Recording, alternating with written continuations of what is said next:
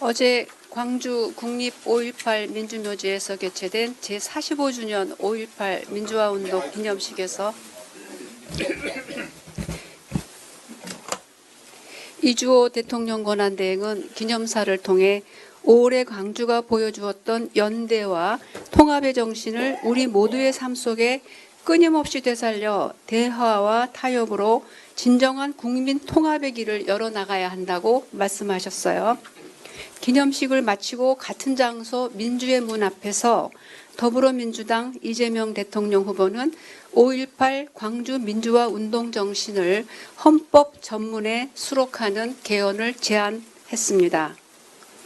이재명 후보는 아직 사회적 합의에 이르지 못한 대통령 임기제 등의 권력구조와 다양한 기본권의 보장, 강화, 확대 등 개헌안에 대하여는 국회에 개헌 특별위원회를 두어서 합의안을 마련하자고 제안했습니다. 이재명 후보의 개헌안 제안은 그동안 이 후보가 일관되게 견지해온 국민 주권과 민주주의 강화, 대통령의 거부권 제한, 총리에 대한 국회 추천, 감사원 국회 이관 등 권력 분산, 대통령 권한 억제를 위한 포괄적인 설계를 담고 있습니다. 주지하다시피 개헌은 대통령이 하는 게 아닙니다. 국회에서 발의하고 국민 투표를 거쳐야 합니다. 이 후보는 선결과제로 국민투표법 개정도 필요하다고 지적했습니다.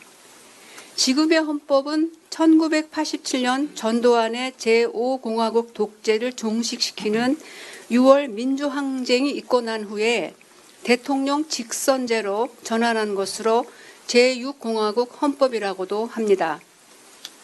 이재명 후보의 제안대로 새로이 국회를 중심으로 사회적 합의를 이룬 개헌을 진행하려면 전두환 쿠데타 후 44년 만에 겪는 희대의 12.3 비상계엄으로 촉발된 내란 상황을 종식시키고 진짜 대한민국을 이루기 위한 정권 교체가 성결돼야 합니다. 그때에는 사회의 정상화와 제7공화국으로 거듭나는 개헌과 전환이 유의미해질 것입니다.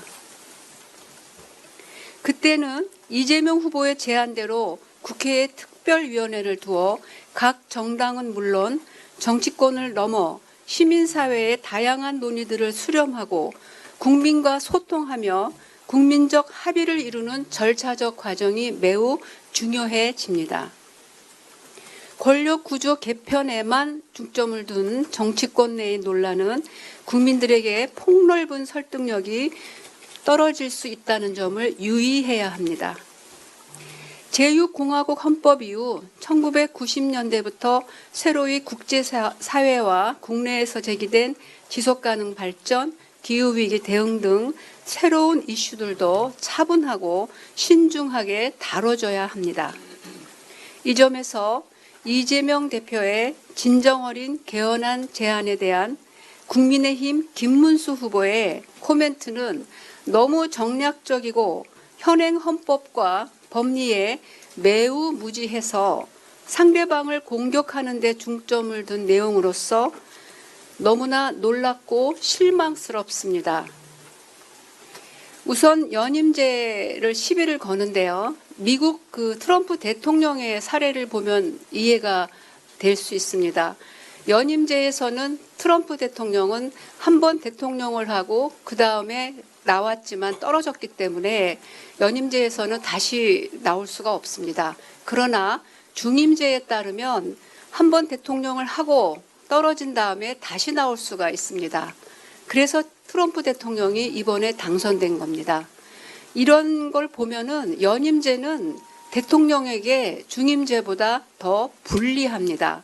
그럼에도 이 후보의 연임 표현을 장기 집권 의도라고 공격하는 것은 어불성설이고 국민의 저는 지금 정치권이 아니기 때문에 국민의 한 사람으로서 이렇게 수준이 떨어지는 헌법에 무지한 정당의 대선 후보의 발언이 있을 수 있는가?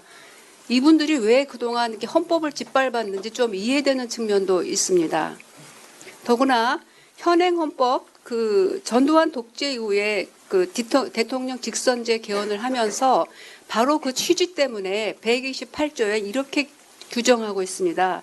임기 연장, 대통령의 임기 연장, 중임 변경을 위한 헌법 개정은 그 헌법 개정 제안 당시의 대통령에 대해서는 효력이 없다. 이 조항이 왜 들어갔냐면은 전두환 독재 때문에 대통령 직선제, 대통령 단임이 그 시대의 시대 정신이었기 때문입니다. 이재명 대통령은 어제 우리 그 선대위에서도 말씀드렸듯이 만일에 제7공화국 헌법을 여는 그 국회에서 그 개헌이 진행된다면 6공화국에서 7공화국으로 넘어가는 마지막 단임제 대통령이 될 것입니다. 국민의힘과 김문수 후보는 새로운 헌정체제 전환을 위한 개헌 언급에 앞서서 국민들 앞에 12.3 내란에 대한 진지한 성찰과 반성부터 보여줘야 합니다. 선거 시기에 와서 몇 마디로 계엄을 사과한다고 해서 12.3 이후 국민의힘과 집권 정부가 보여줘온 내란 동조와 위헌 행태들이 그대로 사라지거나 국민들 기억 속에서 지워질 수는 없는 것입니다.